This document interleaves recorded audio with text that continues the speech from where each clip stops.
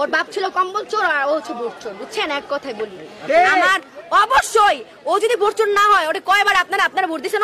ওরা ভোট দিচ্ছেন? কয়জন বুকে হাত দিয়ে বলতে পারবে যে আজকে আমি শেখ হাসিনায় ভোট দিছি? ওরা আমরা একবার বসাইছি, আর ও কত বছর ধরে বসে আছে। আচ্ছা, ওর কি একটু ইগোতে লাগে না ভাই? এত মানুষ, আমি ওর হাঁটুর সমান বয়সের হয়তো হবো, আমি বলতেছি এত মানুষ ওরা চায় না, ও তাও নির্লজ্জের মতো ওইখানেই বসে আছে। আমার এই ইন্টারভিউটা দেখার পর হয়তো ও হয়তো আমারও গুম করে দিবে, কারণ ওর কোনো বিশ্বাস নেই। ওর পুরো ফ্যামিলি হচ্ছে একজন ব্রিটিশ, একজন আমেরিকান, একজন খ্রিস্টান।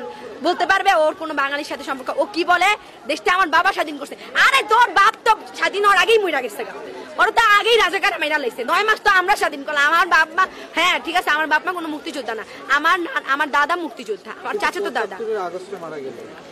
যেভাবেই মারা যাক, আমার কথা শুনেন, কথা হইতাছে যে ওর বাবা যদি স্বাধীন করতো, আর কেউ স্বাধীন করে নাই। ও যে বলে ওর দেশ।